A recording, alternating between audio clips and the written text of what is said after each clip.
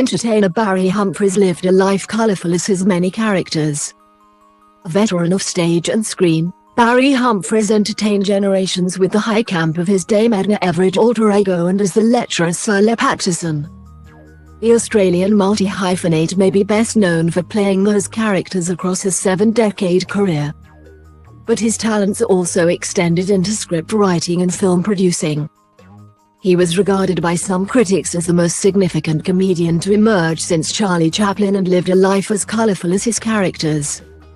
In his stable of alter egos, he also had the gentlemanly Sandy Stone, 1960s underground filmmaker Martin Agrippa, sleazy trade union official Lance Boyle and archetypal Australian bloke Barry Mackenzie among many others.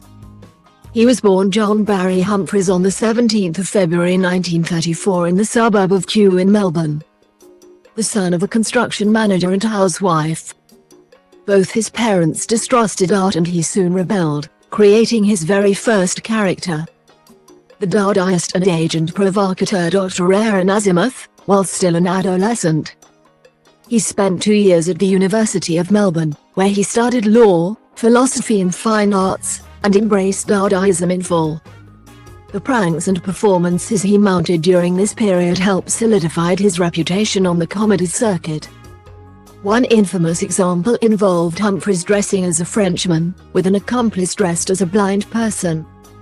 The accomplice would board a tram, followed soon after by Humphries, before he would turn and violently kick the blind man in the shins, shouting, "Get out of my way, you disgusting blind person," before making his escape in a waiting car.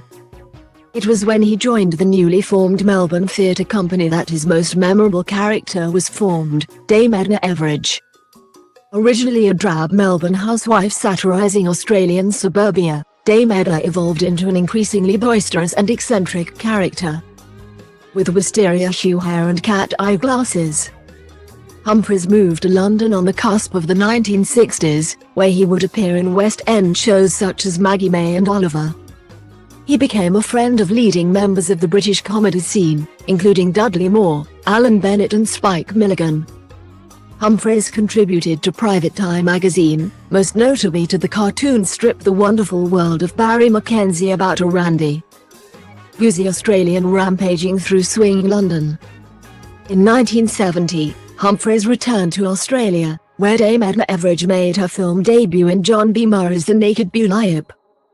The next year, he created a film version of the Barry Mackenzie cartoons. But in London, he had become increasingly dependent on alcohol and upon returning to Australia, his parents admitted him to a private hospital. After a particularly heavy binge, he was found unconscious in a gutter. Since then he abstained from alcohol completely and regularly attended Alcoholics Anonymous meetings. Across the years, he appeared in numerous films and television series, but it was his freewheeling one-man shows that earned the greatest acclaim. Typically more than 2.5 hours long, they featured impersonation, musical numbers, improvisation and, of course, his myriad characters. In 2003, Humphries voiced the shark Bruce in Pixar's Finding Nemo, using an exaggerated Australian accent. And in 2011, he travelled to New Zealand to perform the role of the Goblin King in the first installment of Sir Peter Jackson's adaptation of The Hobbit. In March 2012, Humphries announced his retirement from live entertainment, stating that he was beginning to feel a bit senior, but promised an extensive farewell tour, which was later extended. Humphries married 4 times. He has 2 daughters and 2 sons from his second and third marriages. A self-proclaimed bibliomaniac, his house in West Hampstead was reported to have contained some 25,000 books, including many first editions from the late 19th and early 20th centuries.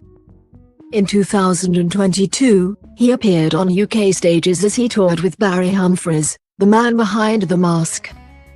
Described as a revelatory trip through his colourful life and theatrical career. He said, "This is a show in which I am the principal character. It's not Les, it's not Edna, it's not Sandy Stone. It is really about this character called me. I'm not in disguise." It is the story of my generation. It is a story of a life spent in the theatre and a life spent in comedy. And it will show what it is like to be a clown.